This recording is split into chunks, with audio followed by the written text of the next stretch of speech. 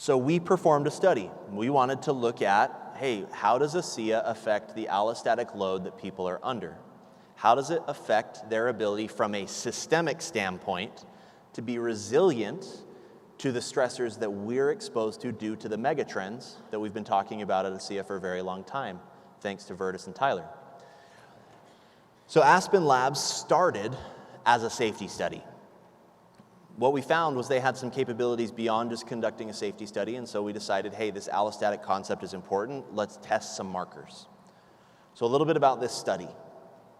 There were 30 human participants, ages 21 to 55.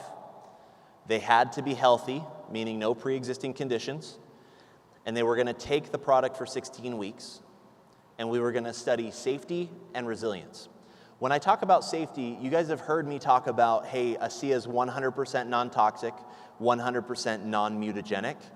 Those are two of the outcomes that come from safety studies. There are some more safety studies that you look at. You look at a variety of biomarkers, and there are healthy ranges established by governing bodies around the world. And what you do is you say, hey, did ASEA push people out of a healthy range? If not, it's considered safe.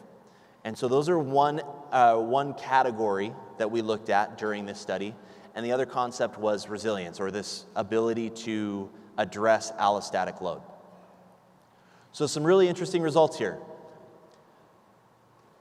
IL-1 beta, interleukin-1 beta, IL-6, these are cytokines that are largely considered to be representative of overall stress and oxidative stress in the body.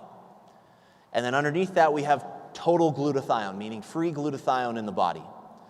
Now, we've been talking about NRF2 for the last 2 years or so. Everybody here is very well acquainted with NRF2 and how NRF2 stimulates the production of glutathione, which is a protective protein, acts like a bodyguard for your cells, right? So we wanted to track that as well. And here's what we found.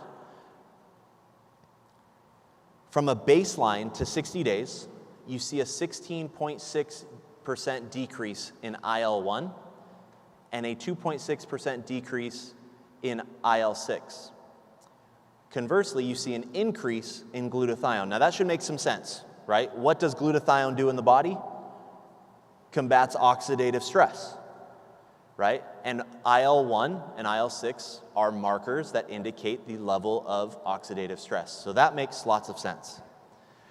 What's amazing is what happens in the next 60 days.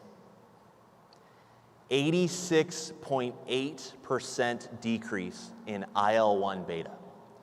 Now, IL-1 beta is widely regarded as a systemic indicator of inflammation and oxidative stress.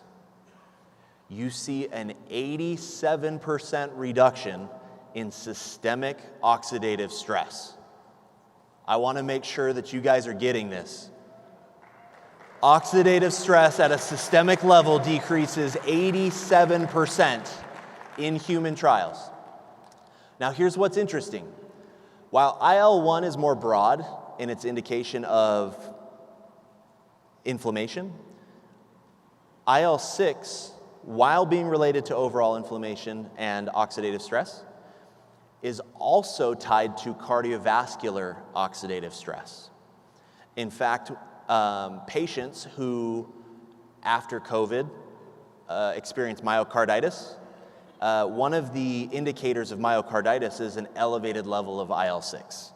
And so a decrease of 9.6% in IL-6 markers is a significant result for people who are looking to address cardiovascular health. Now, what's interesting here is glutathione. What happened in the next 60-day period? It decreased relative to the initial increase, right? It increases, but it increases less. But the decrease in IL-1 beta and IL-6 was massive.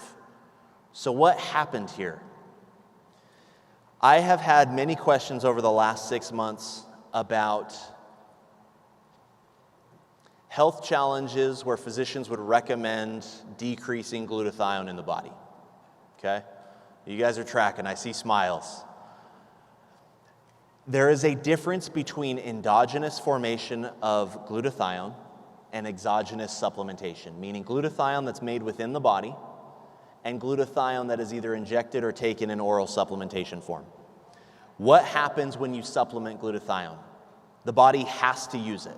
It's there, it has to be used. But when you stimulate production of endogenous glutathione, there is a auto-modulation that happens, or an auto-adjust that happens. So while glutathione was high in the initial 60 days, as oxidative stress and inflammation decreases, the need for glutathione does what? Goes down, and so less is produced. I'm seeing light bulbs go off for a lot of you that have asked me this question about patients that need to suppress their glutathione. So, we see an automodulation. Let me give you a tip. The only time you can get automodulation of glutathione is when it is endogenously formed. The only way that you can get endogenous glutathione is through a bioidentical signal within the mitochondria of the cell, which is redox signaling molecules, right?